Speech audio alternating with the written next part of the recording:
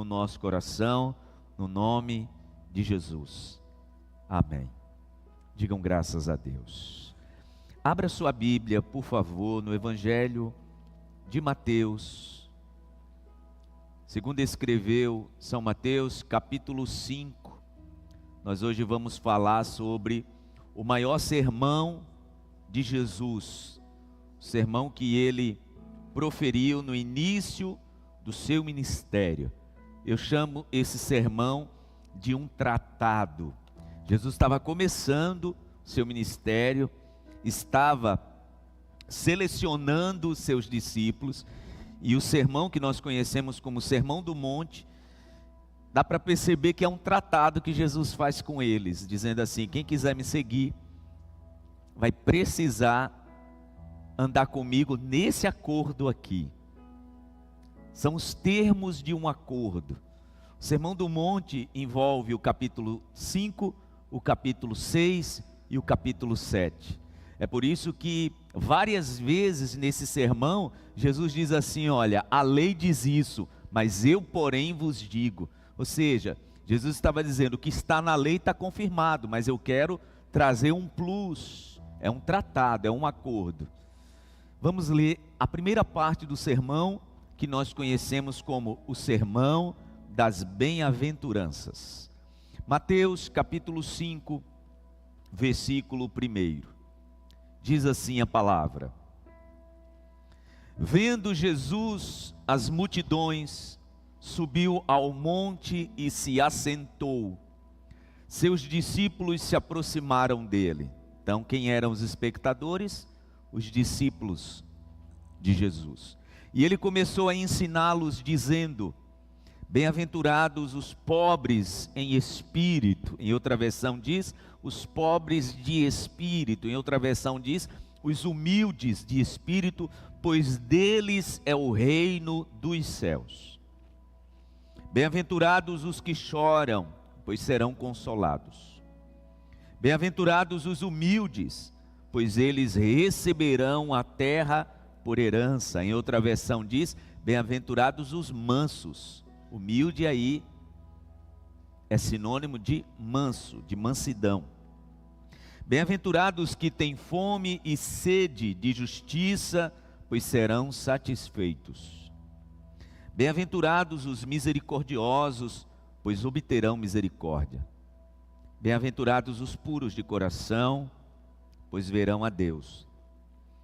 Bem-aventurados os pacificadores, pois serão chamados filhos de Deus. Bem-aventurados os perseguidos por causa da justiça, pois deles é o reino dos céus. Bem-aventurados serão vocês quando por minha causa os insultarem, perseguirem e levantarem todo tipo de calúnia contra vocês. Alegrem-se e regozijem-se, porque grande é a recompensa de vocês nos céus. Pois da mesma forma, perseguiram os profetas que viveram antes de vocês. Vocês são o sal da terra, mas se o sal perder o seu sabor, como restaurá-lo? Não servirá para nada, exceto para ser jogado fora e pisado pelos homens. Vocês são a luz do mundo. Não se pode esconder uma cidade construída sobre um monte. E também ninguém acende uma candeia e a coloca debaixo de uma vasilha. Pelo contrário, coloca no lugar apropriado. E assim ilumina a todos os que estão na casa. Assim brilhe a luz de vocês diante dos homens, para que vejam as suas boas obras e glorifiquem ao Pai de vocês que está nos céus. Amém. Digam graças a Deus. Jesus então começa a proferir um tratado. É um tratado, é um acordo mesmo. Eu gosto demais, para aqueles que gostam de assistir a série The Chosen, nesse momento do sermão, na segunda temporada, Jesus está relatando a Mateus como é que vai ser o seu sermão.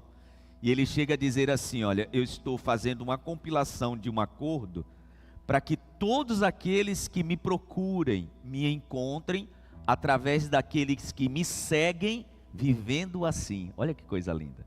Jesus está dizendo: as pessoas vão me procurar. Era mais ou menos assim, né? Eu não vou ficar aqui muito tempo. Eu sei qual é o meu destino. E, irmãos, Jesus tinha isso muito claro. Ele sabia que o destino dele seria a cruz. Então ele está dizendo: quando me procurarem que eu não estiver mais aqui, como eles me encontrarão? Como é que me encontrarão? Aí ele diz: através das pessoas que viverem de acordo com isso que eu estou escrevendo. Percebem que é um tratado? Ele está dizendo: se vocês viverem de acordo com isso aqui, quando me procurarem, vão me achar através de vocês. Então ele começa a dizer: bem-aventurados. Bem-aventurados, irmãos, esse é o título da mensagem de hoje, né? Bem-aventurados é a mesma coisa aqui, felizes. A palavra que Jesus usa para esse termo, bem-aventurados, é essa palavra aqui, makarios. Makarios é feliz, em grego é feliz. Então Jesus está dizendo: felizes são os misericordiosos, felizes são os pacificadores, felizes são os pobres de espírito, felizes são aqueles que forem perseguidos. Jesus então está dando uma receita de quê, irmãos? De felicidade. Ele está dizendo que quem o segue vai encontrar essa felicidade. Quem aqui quer ser feliz? Quem aqui quer ser feliz? Eu quero. Quem é que não quer? Aliás, teve gente que disse isso para Deus essa semana: meu Deus, eu só quero ser feliz. Não quero muita coisa da minha vida, eu só quero ser feliz. Teve gente que orou essa semana dizendo para Deus: será que é te pedir muito? Jesus está nos dando uma receita de felicidade. Makarios em grego é feliz. E ele então relata numa sequência o que pode nos levar à felicidade.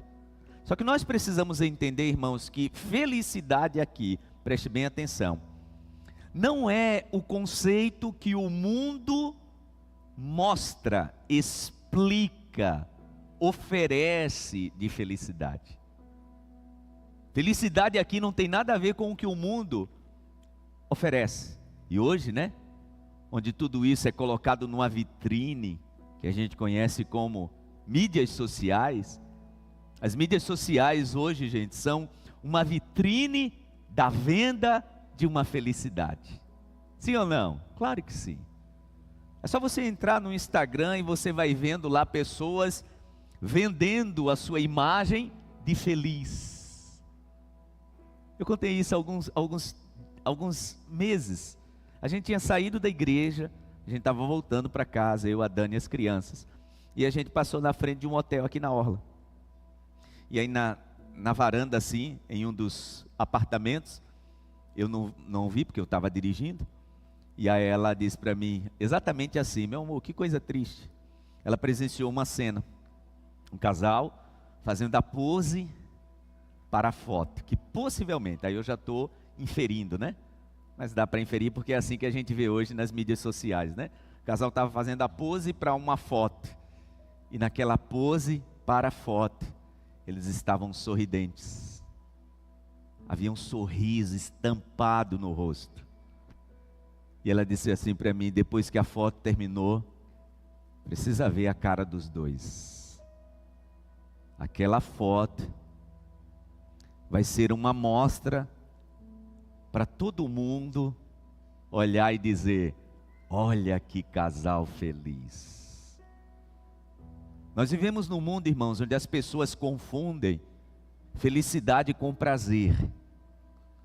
Ouça isso: felicidade não é sinônimo de prazer.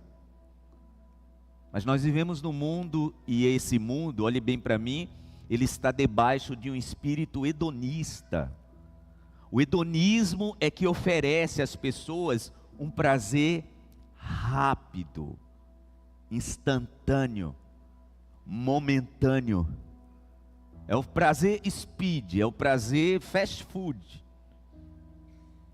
E por isso que a nossa juventude sempre está muito deprimida. Por quê? Porque a oferta, eu estava falando isso com...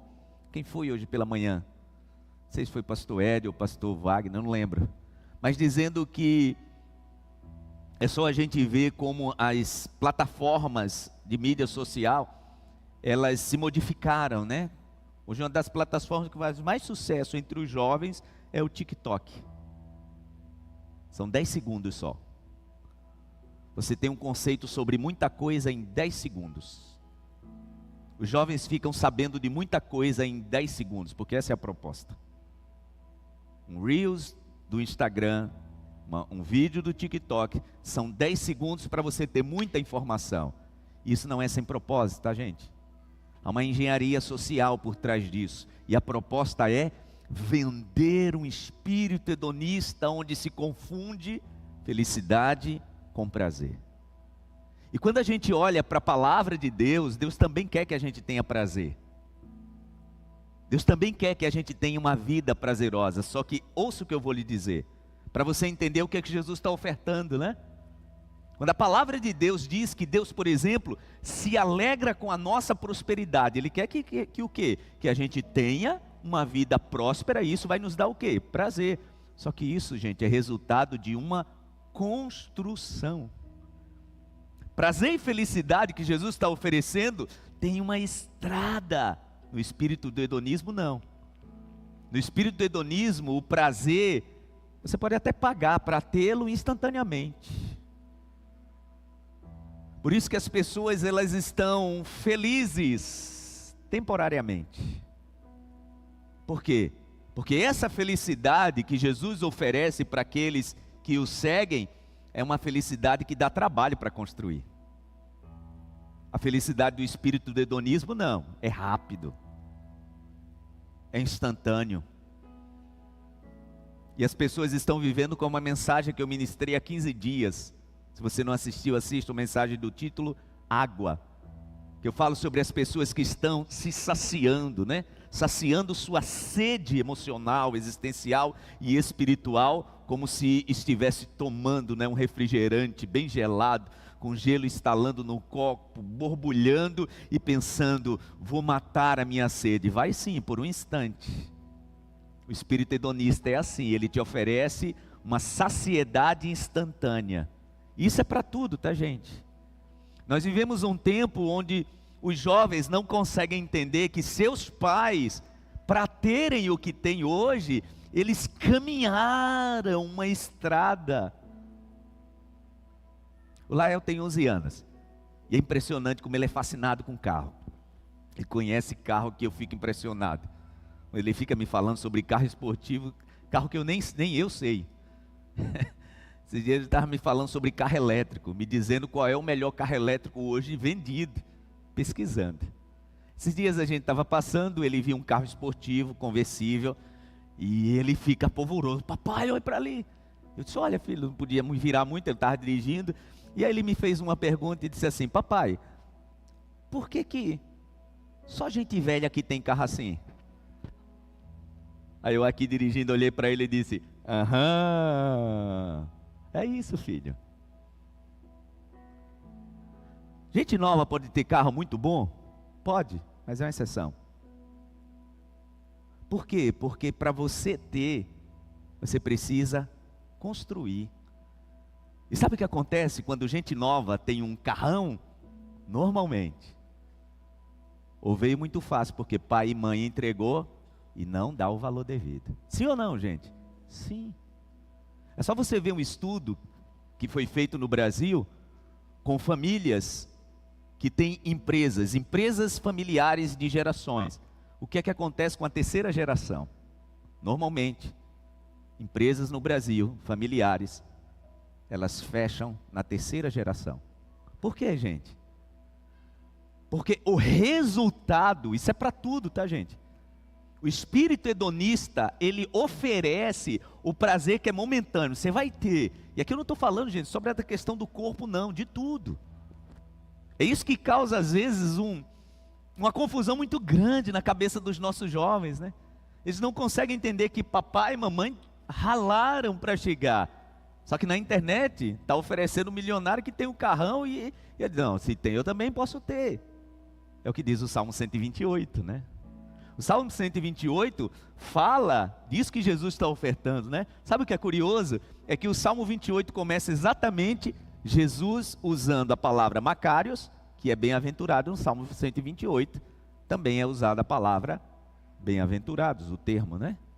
Bem-aventurado o homem que teme ao Senhor e anda em seus caminhos, ele será feliz e próspero.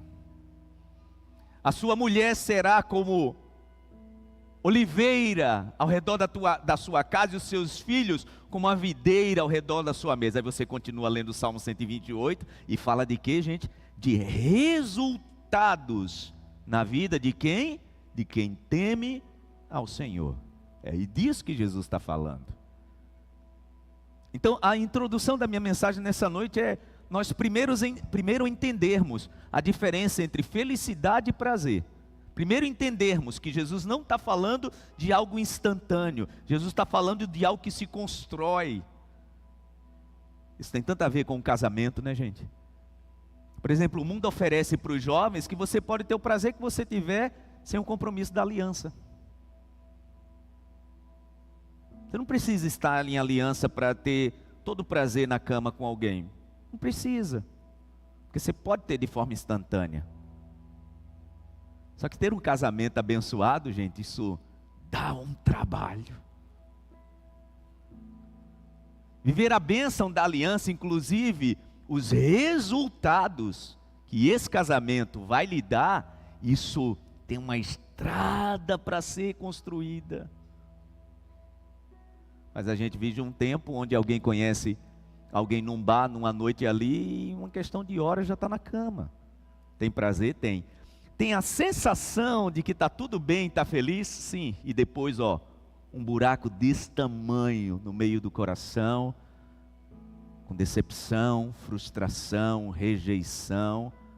E aí o que acontece? O espírito do hedonismo faz você pensar, não, eu preciso me alimentar mais disso. E aí eu vou me alimentando só de prazer. Conversa com alguém que vive debaixo de uma aliança, abençoado, abençoada e temente ao Senhor. Conversa. Sabe o que essa pessoa vai lhe dizer? Meu Deus, para a gente estar casado até hoje, olha, foi uma luta. Mas os resultados de uma aliança, essa é a felicidade. Então, para começo de conversa, Jesus está falando sobre ser feliz.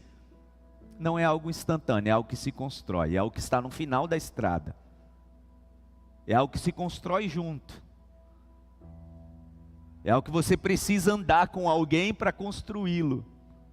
Não é felicidade a curto prazo. Não é a migalha que o hedonismo oferece. É uma construção.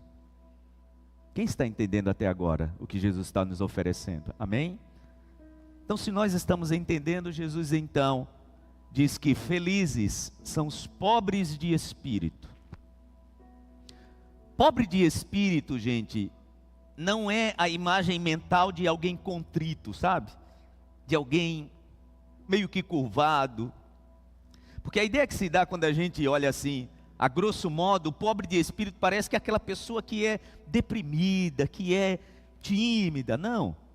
Nós precisamos entender qual foi a palavra que Jesus usou. Por isso que eu falei que algumas versões usam humildes de espírito. Não foi a melhor tradução. A melhor tradução é pobre mesmo. E a palavra pobre aí que Jesus usou no original grego, significa, pobre aí significa rastejar. É a palavra grega pípito. Imagine, faça essa imagem mental aí, do pobre de espírito, alguém que está agachado e com a mão assim para receber alguma coisa. É mais ou menos isso que Jesus quis dizer. O pobre de espírito tem relação com rastejar, tem relação com se abaixar. Mas eu gosto demais dessa definição. Pobre de espírito é a capacidade de descer de um lugar mais alto para um lugar mais baixo. É disso que Jesus está dizendo. Ele está dizendo que serão felizes todas as pessoas que tiverem essa capacidade. Eu posso estar aqui, mas eu consigo fazer isso aqui, ó. Essa pessoa tem a chance muito grande de ser feliz. É o pai e a mãe que têm a capacidade de chegar para um filho e para uma filha e dizer: olha, filho, filha, eu errei, me perdoe. Fiz tentando acertar com você, mas eu sou ser humano. Um pai e a mãe que consegue ter a capacidade de mostrar para o filho e para a filha que é um ser humano, está entendendo a ideia de Jesus. É a esposa e o marido que deixa de lado o orgulho e tem a capacidade de dizer para o outro: me perdoe, me desculpe. O pobre de espírito é essa pessoa que tem a capacidade de sair desse lugar e ir para esse lugar. Sabe por quê, irmãos? A maioria dos relacionamentos não tem dado certo porque as pessoas não têm encontrado essa capacidade. A primeira categoria que Jesus diz que será feliz, bem-aventurado, são aqueles que têm a capacidade de sair desse lugar e ir para esse lugar. Pedir desculpa, reconhecer erro, dizer que tentou, mas não conseguiu. Estava assistindo na semana passada um filme que recomendo os pais assistirem com seus filhos. Estava assistindo com a Helena, com o Lael. Um filme até antigo, bem pueril ele, chamado Matilda. Filme muito legal. Esse é um filme de uma menina que ela tem superpoderes. Não vou dar spoiler não, mas é bem interessante. Essa menina ela tem superpoderes e ela descobre exatamente lidando com um pai que é um picareta. Eu não vou dar spoiler não, mas você vai assistir, assiste com seus filhos. E aí, resumindo a história, a Matilda, o pai dela é um vigarista mesmo. Ele compra a peça quebrada e velha, dá uma pintura nela e vende como nova. Inclusive no filme, ele está sendo investigado pelo FBI. Aí ele leva a Matilda na oficina dele e ela vê eles fazendo as falcatruas, né, pegando cola e colando peça que está quebrada, para depois dar uma pintura e vender como nova. E ela chega para o pai assim, ela é uma criancinha de uns 6 anos, 5 anos, e diz assim: pai, você é um vigarista. Pai, você está roubando. É muito legal essa cena. Porque o pai chega para ela e diz assim: como é, menina? E ela repete: você é vigarista. Você está roubando. Quem gosta do Danny DeVito, eu gosto demais daquele ator. Aí ele chega para ela e diz assim: eu sou seu pai e você é a filha. Eu sou grande e você é pequena. Eu sei de tudo e você não sabe de nada. Pronto, na cabeça dele, né? Ele arrasou com ela. E ela, na autoridade dos 6 anos dela, disse para ele: pai, você é um vigarista, você está fazendo errado. Pobre de espírito é a pessoa que consegue entender que pode estar aqui porque tem essa posição. Dizem que o verdadeiro caráter é aquilo que você faz e como você trata quem está numa posição mais inferior que a tua. Isso mostra muito teu caráter. São essas pessoas que Jesus está convidando. Ele está dizendo: olha, pobre de espírito é a pessoa que tem essa capacidade de estar aqui, mas pode se colocar numa posição para tratar por igual. Isso fala muito sobre a nossa liderança, né? Você que é líder, você que tem liderança sobre pessoas, reflita sobre isso. Jesus está dizendo que bem-aventurados são os pobres de espírito, pois deles é o reino dos céus. Aqueles que têm a capacidade de sair de uma posição para outra. Segundo, a palavra diz que bem-aventurados são os que choram, porque eles serão consolados. Na verdade, Jesus estava dizendo: bem-aventurados aqueles que conseguem expressar a sua dor. A pessoa que chora, gente, é a pessoa que sabe expressar a sua dor. E todos nós precisamos aprender. Sabe por quê? Porque a fase adulta faz a gente esconder coisas que só nos adoecem. Bispo J.B. Carvalho diz que bem-aventurados são aqueles que expressam sua dor sem terem sido adoecidos por ela. Tremendo isso, né? Bem-aventurado, feliz, quem expressa sua dor sem ter permitido que essa dor lhe adoecesse. Irmãos, todos nós temos dores.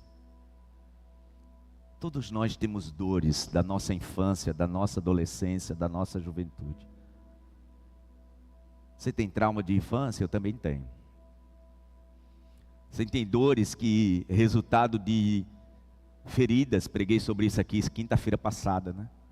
Assista essa mensagem, feridas. Você tem dores que é resultado de feridas que te causaram? Eu também tenho. Mas Jesus está dizendo que bem-aventurado, felizes, são aqueles que sabem expressar isso. E a palavra diz que esses serão consolados. Eu falava sobre isso com o pastor Wagner, dizendo para ele que a liderança sempre vai deixar a gente solitário. Você que é líder, e todos nós estamos em algum momento na posição de liderança, né? A liderança sempre vai nos levar para um lugar de solidão. E muitas pessoas, irmãos, não conseguem expressar a dor, porque diz que não tem oportunidade de chorar. Vou contar para quem, pastor? E deixa eu te dizer, toda dor, toda machucadura, toda ferida que nos foi causada, ela vai precisar ser drenada para algum lugar. Quem é da área de saúde sabe disso. Você viveu uma machucadura, infeccionou, ali vai gerar secreções que precisam ser geradas, precisam ser liberadas. E o que acontece? Quando nós não temos essa capacidade de chorar, vai acontecer o que, gente? Vai infeccionar mais. Jesus está dizendo, olha, quem alcançou essa capacidade de expressar a sua dor, vai ser consolado. E quem não tem a capacidade de expressar a dor, acumula, junta. E o que vai acontecer? Isso vai estourar em algum lugar, em algum momento. E às vezes, irmãos, essa nossa incapacidade de expressar a nossa dor, de chorar, é resultado da nossa situação cultural, às vezes até de ignorância. O quê? Está mandando aí para o psicólogo? Não sou doido. Então você não entendeu o que Jesus quis te dizer. O quê? Vou no psicólogo? Eu tenho Jesus na minha vida. E essa dor vai estourar aonde, gente? Em algum lugar. Normalmente, olhe bem para mim. Pessoas que não conseguem expressar a sua dor. Porque para a gente expressar a dor, eu falei isso no culto da manhã, a gente precisa do lugar certo, do momento certo e das pessoas certas. Guarde isso, tá? Chorar e expressar dor, a gente precisa do lugar certo, do momento certo e da pessoa certa. Não é todo mundo que está preparado para colher tuas lágrimas. Não é todo mundo. E você que é líder,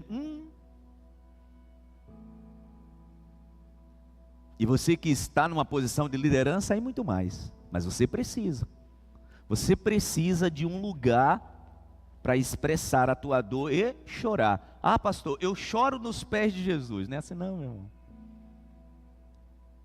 Foi para isso que Deus preparou pessoas. Graças a Deus. Depois que eu sofri o acidente, gente, nunca mais deixei de conversar com o psicólogo. Porque eu sei o que eu preciso.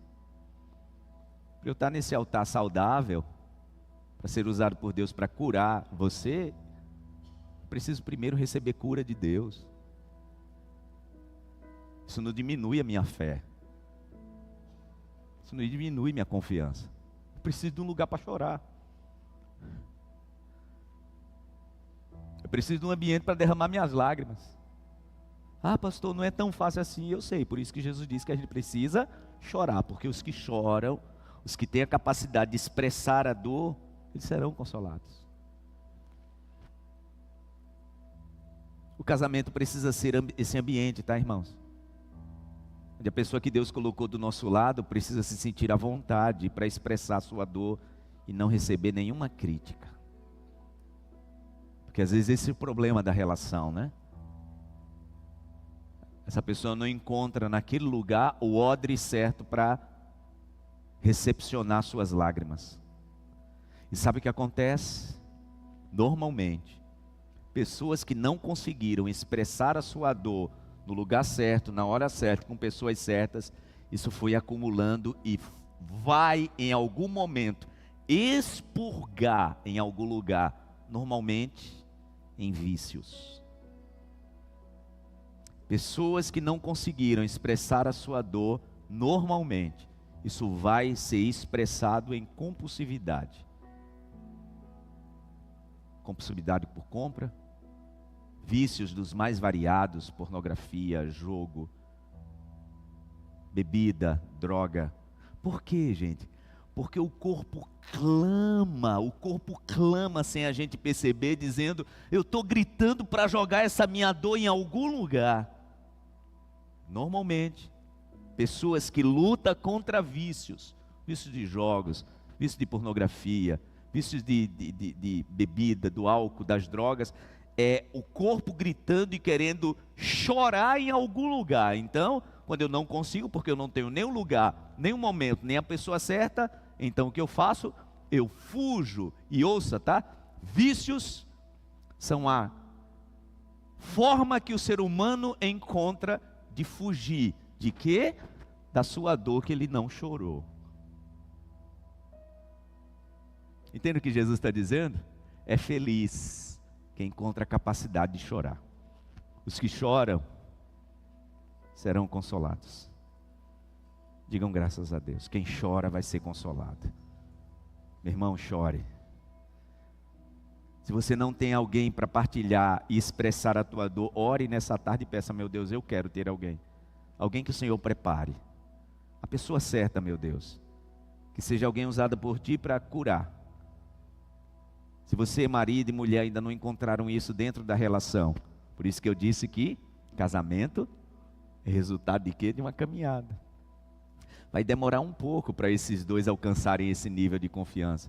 Mas se dentro desse relacionamento você só tem crítica, você não vai se sentir à vontade para contar para ela, para ele. Quê? Vou falar para receber um sermão? Não, não vou. Essa dor vai ser acumulada. Esse choro vai ser armazenado. Agora não use isso, tá? Para justificar, pastor, esse é o motivo. Lá em casa eu não tenho apoio, por isso que minha dor acumulou, por isso que meu choro acumulou. Não, entenda que o Senhor sempre vai nos dar essa oportunidade. Mas o Senhor está te dando um alerta. E o alerta é esse, quer ser feliz? Aprenda a chorar. Amém, irmãos? Jesus diz que bem-aventurados e felizes são os humildes. Aqui sim, a palavra humilde combina muito, né? Porque tem relação com mansidão. Do mesmo jeito que eu disse que não confunda pobre de espírito com uma pessoa contrita, né? Meio que tímida. Mansidão também, gente, não tem relação com calmaria. Tem gente que diz assim, rapaz, eu gosto demais do irmão Hélio. O irmão Hélio é um homem manso, é um homem calmo. Não, eu conheço o irmão Hélio, ele pode até ser um homem manso, mas não tem relação com calmaria.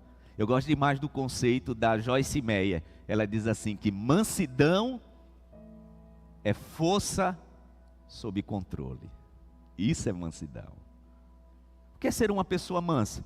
É uma pessoa que tem poder, autoridade e capacidade de agir, mas tem isso sob controle.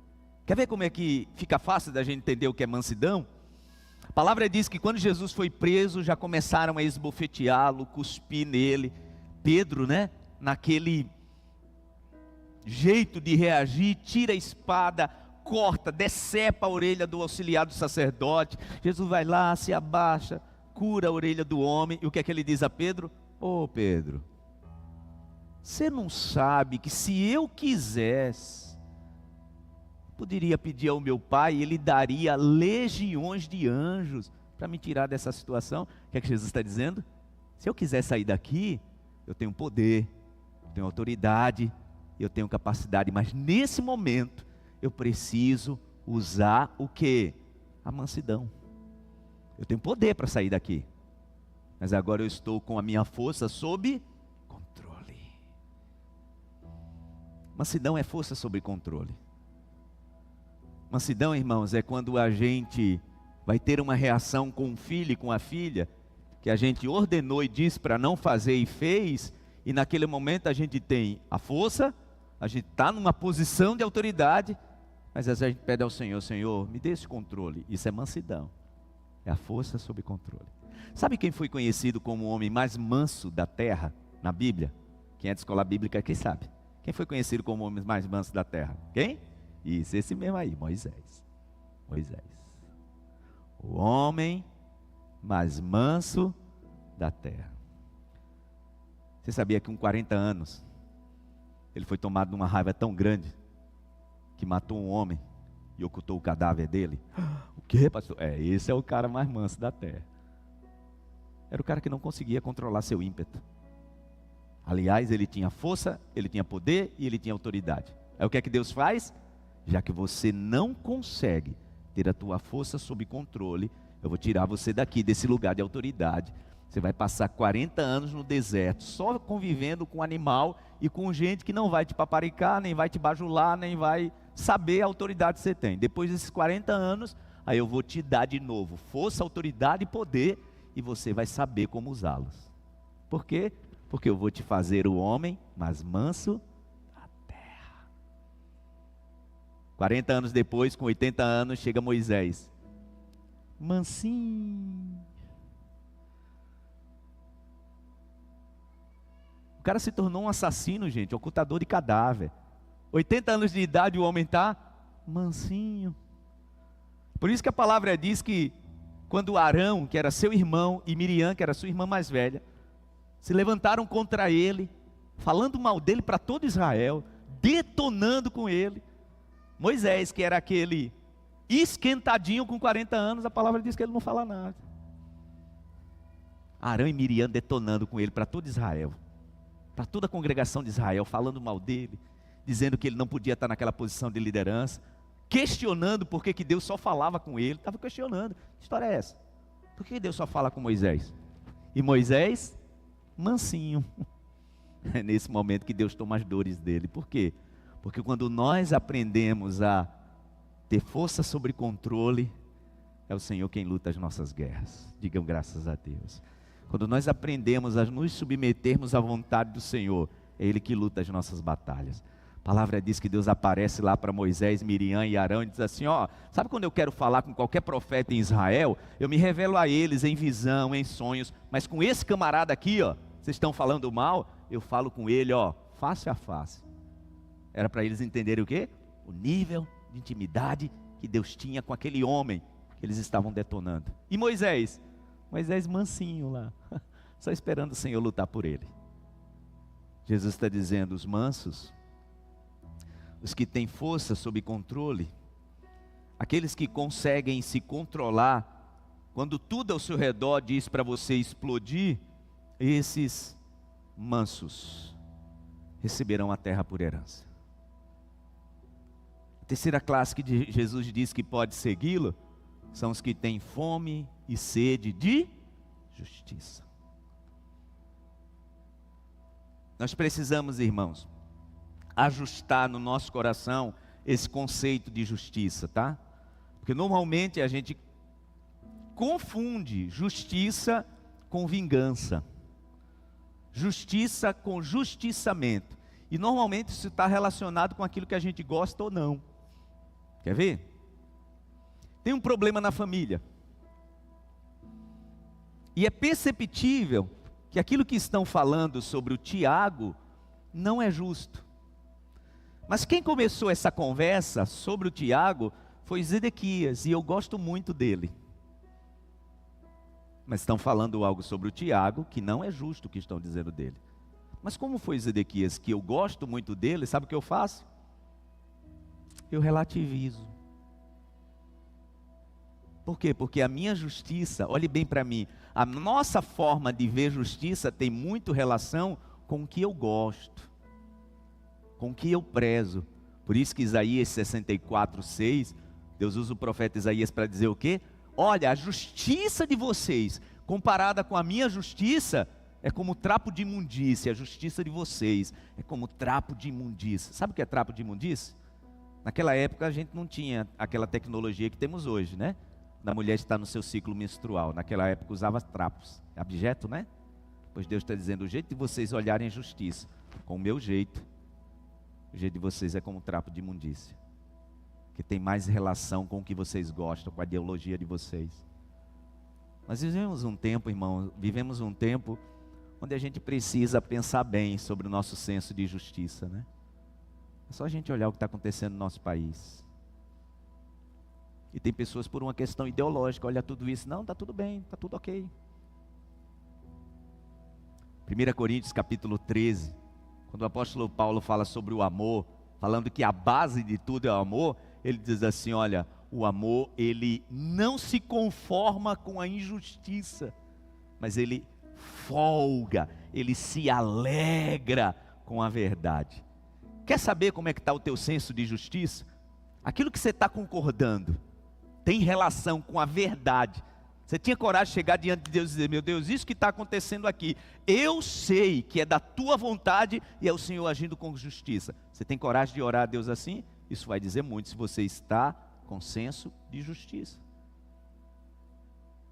Jesus está dizendo, olha, serão felizes aqueles que pensam na justiça com fome, com sede.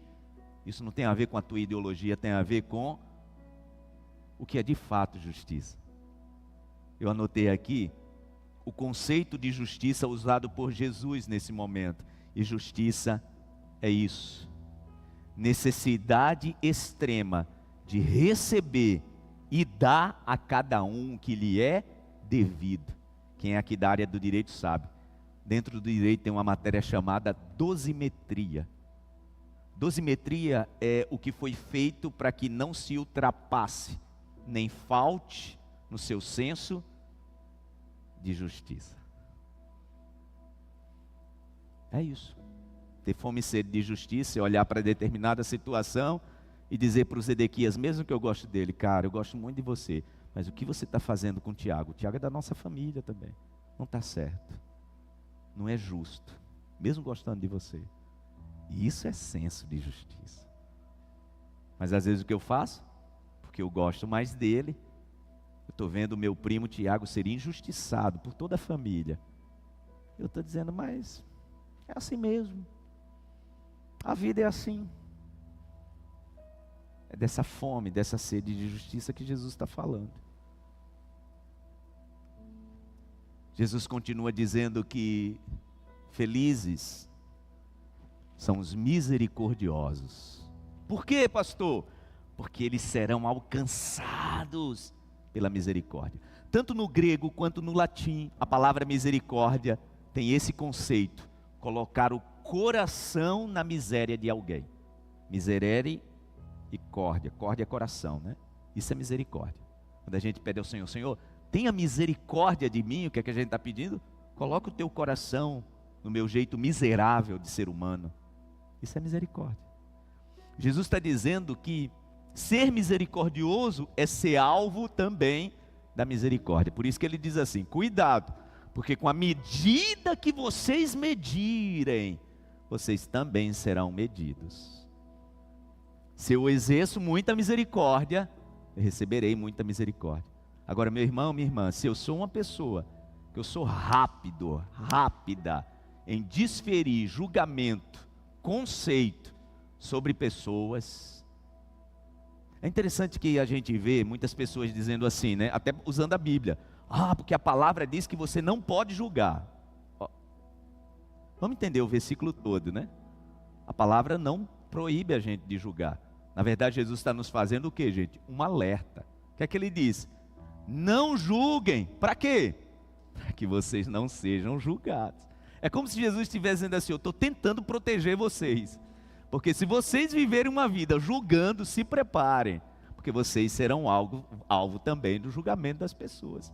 Não condenem, porque vocês serão condenados. Porque com a medida que vocês medirem alguém, também medirão vocês.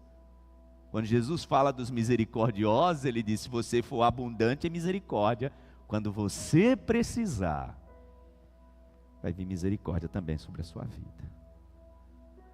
Então, irmãos, se nós somos rápidos em desferir sentença, isso é em todas as áreas, tá, gente? Às vezes a gente vive num ambiente de trabalho, onde só é chegar uma conversa sobre alguém que a gente não gosta muito. Pronto, a gente já fechou o assunto e já sabe o que vai fazer sobre aquela pessoa. É o que Jesus trata no próximo item, né? Quando ele diz assim, ó: felizes os puros de coração. A palavra usada por Jesus aí tem a ver com ser limpo. Puro é sinônimo de limpeza, pureza. Mas eu gosto desse conceito. Ser puro de coração é aquele que tem a capacidade de não se misturar. Fala, por exemplo, do ouro que é purificado no fogo e não tem o quê? Impurezas. Isso nos ensina o quê? Jesus está nos dizendo que felizes são aqueles que têm um caráter tal, que não é todo mundo que vai trazer mistura sobre o que você sente, sobre o que você gosta.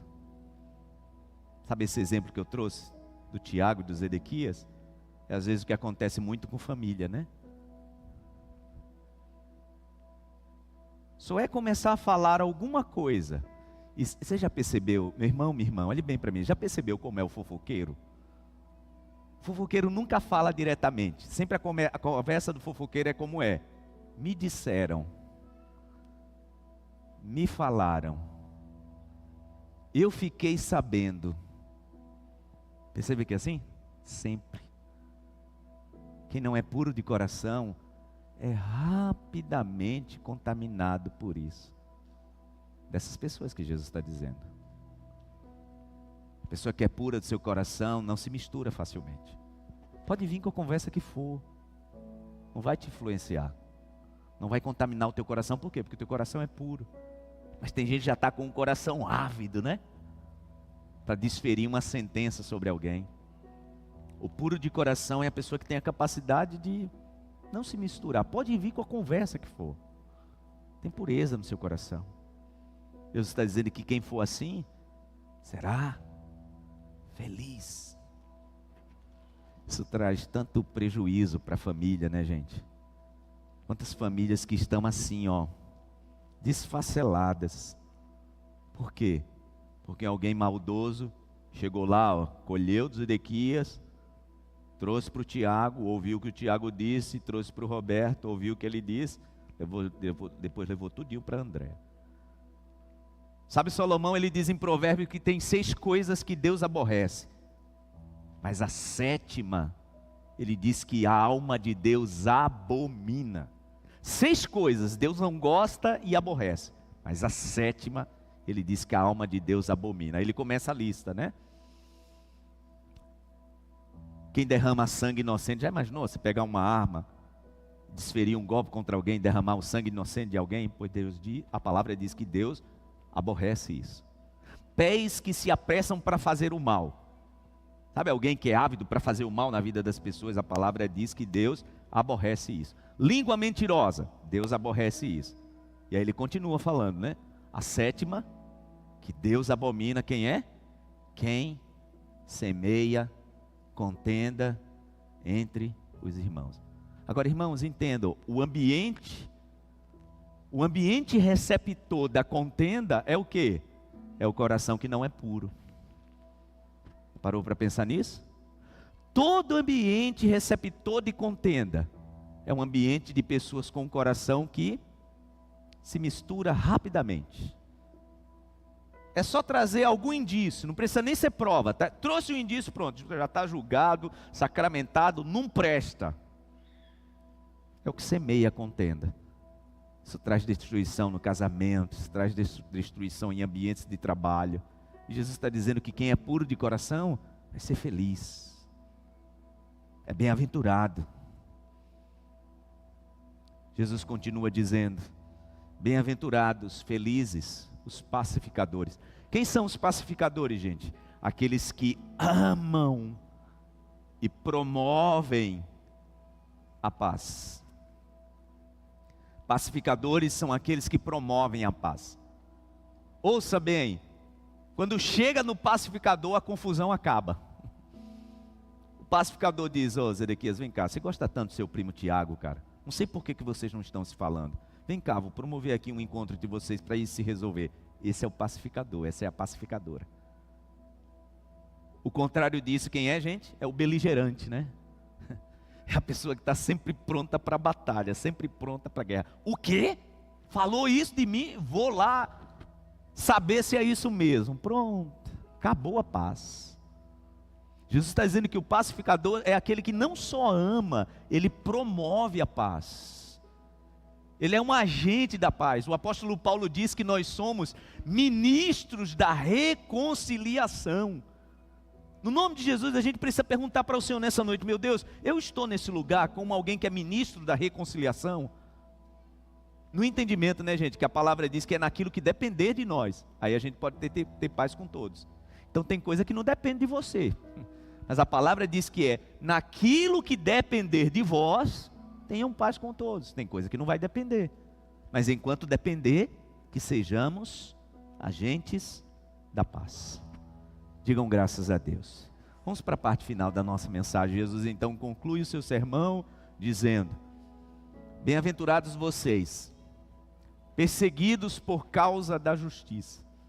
É você que sabe que está fazendo algo de acordo com a vontade de Deus, mas mesmo assim você está sofrendo perseguição. Agora a gente precisa ter cuidado, né? Porque às vezes a gente está sendo perseguido e não é por causa da justiça, é por causa do que a gente plantou. Eu lembro, meu pai era pastor, teve um dia que ele estava na igreja, o irmão chegou lá desesperado: pastor, ore por mim. Meu pai foi lá orar: o que foi? Eu estou sendo perseguido por amor a Cristo. Aí meu pai já ficou preocupado, né? Vem aqui, meu irmão, conte o que foi. Não, porque uma pessoa foi lá na minha oficina e a pessoa tinha ido lá, a gente tinha pegado um congelador de geladeira, e a pessoa tinha pego isso para dar nele. Aí meu pai foi saber porque que ele estava sendo perseguido. Ele disse: não, é porque ele trouxe a geladeira para eu consertar, e eu peguei o motor dele e coloquei na geladeira de outro, mas eu ia devolver. Meu pai, né, aquele pastor das antigas, sincerão, disse: meu irmão, não é por causa de Cristo que você está sendo perseguido, não. É porque você é enrolado. Você precisa se consertar. Então a gente precisa avaliar, né, se a gente está sendo perseguido mesmo é por causa da justiça ou por causa de coisas que a gente plantou e agora está vindo a colheita, né? Jesus encerra dizendo: bem-aventurados vocês quando forem insultados, perseguidos, caluniados. Essa palavra ardeu muito no meu coração durante toda a semana. Eu confesso para os irmãos que eu tinha 3 mensagens para pregar hoje, eu tinha até falado com o pastor Ed, mas houve um queimou no meu coração para ministrar essa mensagem e eu me lembrei. Eu acho que eu tinha uns 9 anos, já contei isso tantas vezes. Eu lembro da minha professora de história. Eu era o único, como ela me chamava, né? Era o único protestante da sala. E ela não me chamava de crente, chamava de protestante. E ela dizia assim na sala de aula: olha, só vai ser protestante pessoas velhas que não tem mais nada para viver nessa vida, pessoas analfabetas, criança que não tem muito entendimento e pobre. Era isso que ela dizia. Imagine uma criança de 8, 9 anos na sala ouvindo isso. E ela dizia isso, ela é muito religiosa, muito apegada à religião dela. Ela me chamava de protestante. E eu pensando essa semana, né, que nada mudou, né, gente? Essa semana, um ministro da mais alta corte da nossa nação chega numa entrevista em rede nacional e diz assim: olha, eu fiquei sabendo de uma reunião muito séria no Supremo Tribunal. Lembra que eu falei sobre quem não está falando a verdade, né? Eu fiquei sabendo, me contaram. Gente, nós não estamos falando de uma conversa ali de botequim. Nós estamos falando de alguém, um juiz que está na mais alta corte da nação. Isso é de uma irresponsabilidade que gente, não dá para medir. Porque nessa reunião disseram que há indícios muito grandes que as igrejas evangélicas estão mancomunadas com as milícias e o narcotráfico. Porque primeiro é assim, né, gente? Se um ministro da mais alta corte da nação fica sabendo que alguém está cometendo crime, o que é que ele tem que fazer instantaneamente? Instaurar a investigação. Porque se ele não fizer isso, ele está incutindo em outro crime. Mas há uma estratégia, né? E eu estava lembrando daquilo que eu vivenciava dentro de uma sala de aula e nada mudou. Jesus falou sobre isso. Repito, não estou falando e citando aqui, gente, uma conversa de dois amigos numa mesa de botequim. Não, estou falando de um juiz da mais alta corte da nação, proferindo palavras e dizendo que ficou sabendo que evangélicos estão mancomunados com milícia e com narcotráfico. A primeira coisa, né, que nós temos que clamar a Suprema Corte do nosso país é o que, gente? Investigação.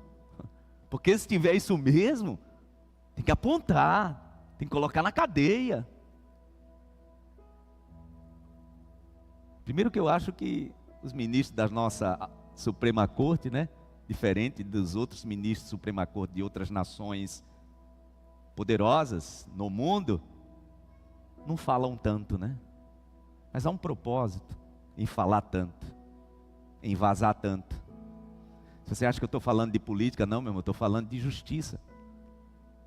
E me surpreende não, porque quando eu tinha 9 anos, a minha professora de história se dirigia a mim, enquanto alguém que professava uma fé, e falava isso, então não mudou, né? É da professora de história ao ministro da mais alta corte. Não mudou. O que é que você sente, pastor? Só sinto que eu estou no lugar e no caminho certo. Mas entenda, todos nós que queremos andar nesse caminho, vivendo uma vida, porque, gente, ouçam, é uma vida de contracultura, tá? Quem decidiu seguir Jesus é uma vida de contracultura. É contra a multidão que está buscando o prazer do hedonismo. E a gente está vivendo outra regra, por isso que eu quero dizer para você, jovem. Você que ainda não casou, você que está querendo começar a sua vida, se preserve. Deixe Deus te fazer encontrar alguém que de fato vocês dois construam esse lugar do prazer e da prosperidade. Quero trazer um recado aqui para as moças. Cuidado com aqueles que estão chegando apenas para se divertirem. Cuidado, se preserve. E está assim, ó. Peça a Deus sabedoria. Falava isso para os jovens antes de começar o culto. Se você, jovem, adolescente, você está com alguém e alguém diz assim, olha, se você me ama, você vai provar me dando isso ou fazendo isso. Fuja. Porque há um perigo muito grande você sofrer na mão dessa pessoa. Quem ama não pede prova, gente. Quem ama simplesmente ama. Jesus nunca nos pediu prova, Ele simplesmente disse, olha, eu me entreguei para vocês. Entendam que a vida abençoada numa aliança de casamento é uma vida de construção, de responsabilidade. É isso que Deus está nos ofertando. Por isso que o casamento, gente, é tão desafiador. Porque o resultado só vem depois da caminhada e da estrada. O mundo está oferecendo para a gente tudo isso fácil e rápido. Jesus está dizendo, vocês serão felizes se vocês andarem a estrada toda. Vamos orar? Fique em pé no seu lugar. Coloque as duas mãos na altura do teu coração. Feche teus olhos. E nesse momento, a partir de tudo aquilo que o Espírito Santo trouxe aos nossos ouvidos nessa tarde, tudo aquilo que o Espírito Santo trouxe ao nosso coração nessa tarde, peça ao Senhor que te dê sabedoria para estar nesse lugar que vai na contramão, tá? Nesse lugar que faz a gente andar na contracultura. Nós vivemos num mundo onde feliz é o esperto, próspero é aquele que se dá bem rapidamente, feliz é aquele que faz dinheiro fácil. Feliz é aquele que tem a sua família para mostrar publicamente, mas às escondidas tem as suas escapadelas. Esse é o feliz, é o esperto. Com Jesus é diferente, por isso é andar na contramão, por isso é andar na contracultura, por isso é correr, como diz o apóstolo Paulo, é correr de forma diferente. Peça isso ao Senhor, peça ao Senhor para estar nesse lugar onde Ele é Senhor da tua vida, onde há um preço a ser pago para esse lugar de prazer e de felicidade e de prosperidade. Um lugar onde você honra a tua esposa, onde você honra o teu marido, onde você honra essa aliança, onde você honra os seus pais, onde você honra os seus filhos. É nesse lugar que o Senhor quer que a gente esteja. O lugar da prosperidade é um lugar de honra, é um lugar que dá trabalho para construir, é um lugar que você precisa pagar um preço para estar nesse lugar. É nesse lugar que nós queremos estar, meu Deus. No nome de Jesus, tenha misericórdia de nós.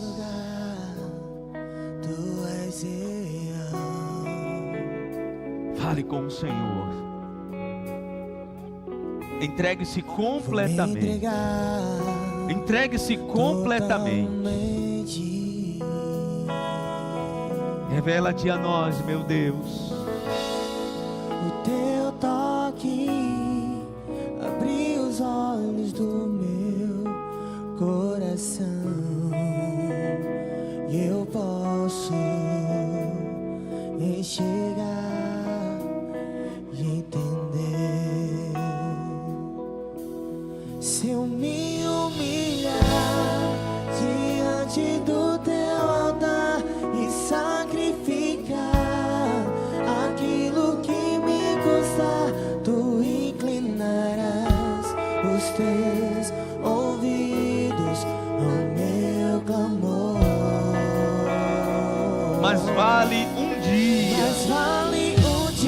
no centro do teu querer, que toda a vida, sem jamais te conhecer, tu és minha fonte, minha colheita, minha herança.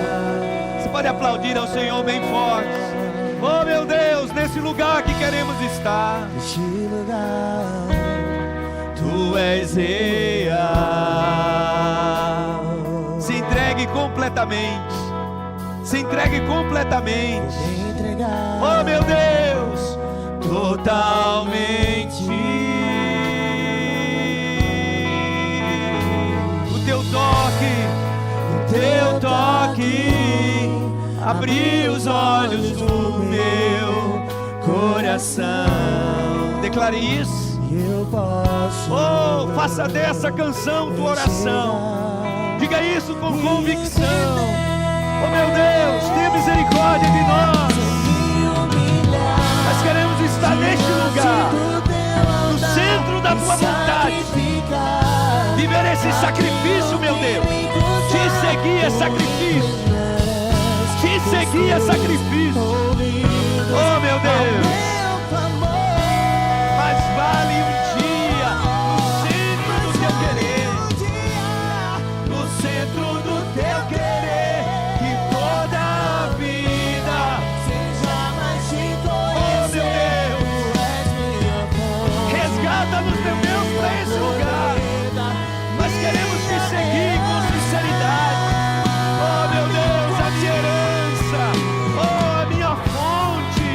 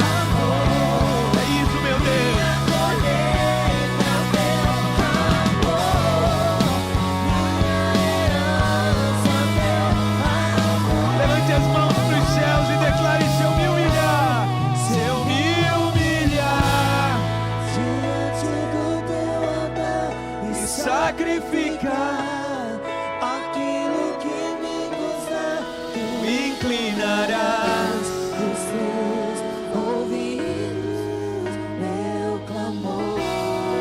Mas vale um dia, Mas vale um dia no centro do teu querer, que toda a vida seja mais te conhecer. tu és minha fonte. Minha colheita, minha herança. Meu Deus, vem nos encher com o teu Espírito Santo. Traga essa capacidade, meu Deus, que a tua palavra nos diz. A capacidade de sermos pobres de espírito, pacificadores, humildes, mansos. Capacidade, meu Deus, de resistir. A capacidade de estar no centro da tua vontade. É nesse lugar que nós queremos estar, meu Deus. Tenha misericórdia. Queremos renovar a nossa aliança contigo. Ah, meu Deus, andar contigo é sim sacrifício, mas vale a pena, meu Deus. E é nesse lugar que nós queremos estar. Queremos ser deslocados nesta noite para esse lugar, no centro da tua vontade. Não queremos viver uma vida de aparência. Nós queremos de fato seguir a Jesus em plenitude, com sinceridade de coração, com um coração puro, um coração que não se contamina, um coração, meu Deus, em que preserva a pureza dos céus. Sabemos, meu Deus, que viver neste mundo, onde parece que quem está indo bem são os espertos, onde parece, meu Deus, que aqueles que estão em vantagem são aqueles que manipulam, que dobram. Oh, meu Deus, nos preserva neste lugar, pois a nossa herança é o Senhor. Oh, meu Deus, Tu és o nosso alvo. Modifica, meu Deus, a nossa maneira de viver. Nos ajuda a viver nessa vida, onde o nosso sacrifício, meu Deus, trará resultado. Renova a aliança entre esse homem e essa mulher, meu Deus. Renova a aliança do casamento. Preserva o coração dessa moça e desse moço. Traga, meu Deus, esse menino e essa menina para esse lugar, meu Deus, de consciência, de que é melhor te obedecer, porque o resultado, meu Deus, vem depois. A colheita vai vir depois. Nós queremos viver no centro da tua vontade, porque queremos viver como diz a tua palavra, como o Senhor sugeriu nesse tratado. Nós queremos ser bem-aventurados, nós queremos ser felizes, no nome de Jesus. Amém e amém. Aplauda ao Senhor. Tu és a nossa herança.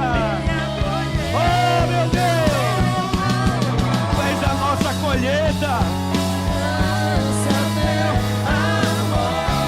Levante as suas mãos e declare: Tu és a minha fonte, Tu és a minha colheita, Tu és a minha herança. Oh, Deus. Oh, meu Deus. Oh, meu Deus. Eu quero estar nesse lugar, Pai. É nesse lugar que eu quero estar, no centro da Tua vontade. Sim, meu Deus. A minha fonte é o teu amor, minha colheita é o teu amor, É isso, Pai. minha herança é o teu amor. Aplauda ao Senhor bem forte.